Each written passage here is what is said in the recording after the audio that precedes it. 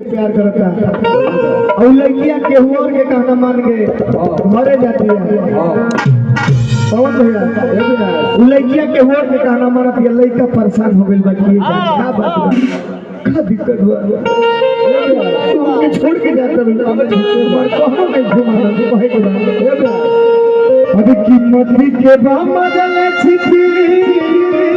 Happy birthday बोल रहा है जोगिंदर भैया, आपको पूरे मन से मैं हैप्पी बर्थडे टू यू और जन्मदिन की ढेर सारी हार्दिक शुभकामनाएं आपको। आप जिए हजारों साल मेरे तरफ से, जन्मदिन की खाची भर बधाई। आई अभी की ए भैया हे कीमत के बदल छिपी हर की बदल खीरा दीपक भैया की कैले बाटे बस में कमाने आज की जोड़ी सुहाने के आज की बतावे के परी रे के परी को भल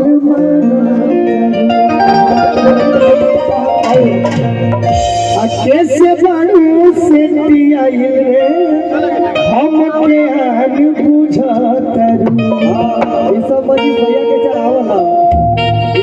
भैया के चढ़ावला वो स्टूडियो में ले जाके फोन करे बारे दीपक भैया। हां लड़का कहता कि आखिर में क्या बात बा हमारे घुमान सुनो।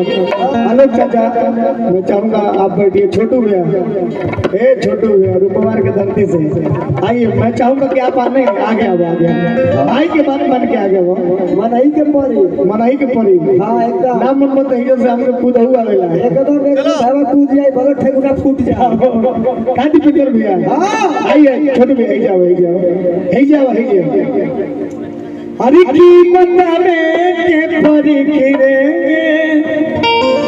के करी को भलम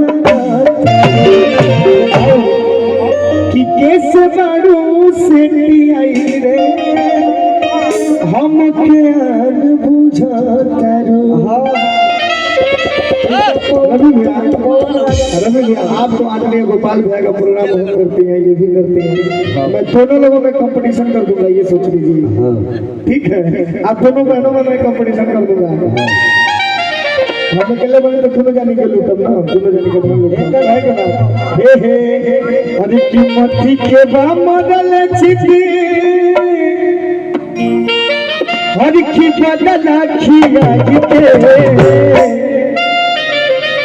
की कैले बाटे बस में आज की जोड़ी सुहानी के आई कि ई बताने के परी कैसे बारू से दिया हमके आन बुझता ई बताने के परी एक दिन तो भल बनाता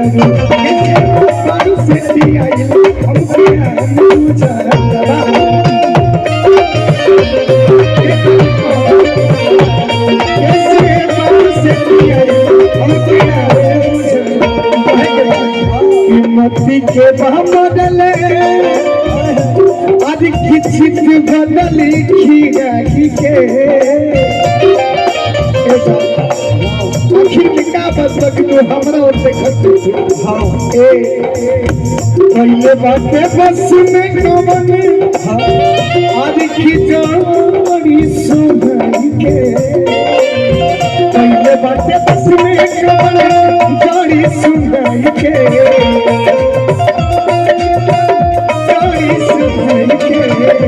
और कहे के बा ई बतावे के परी की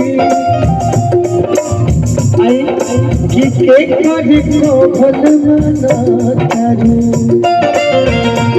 कैसे बाड़ू से दिया के आन बुझता कैसे बाड़ू से दिया के आन बुझता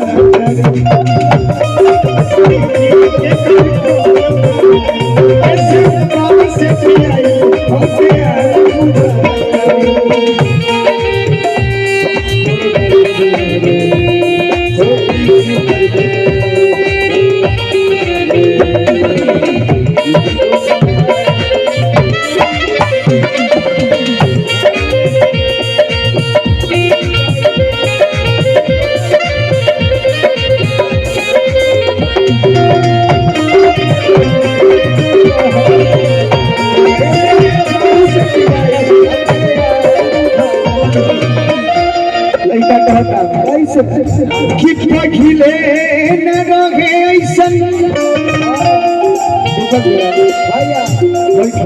लड़का तरफ करवाता कहता ऐसे रहता कि पखिले न रहे ऐसन आज की बदलल स्वभाव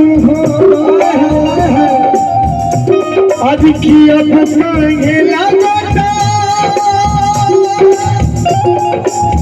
आज कितनी जवान में घाव हो अब काहे लागता तेरे जवान में घाव कहे के बाद कि पहिले न रहे सन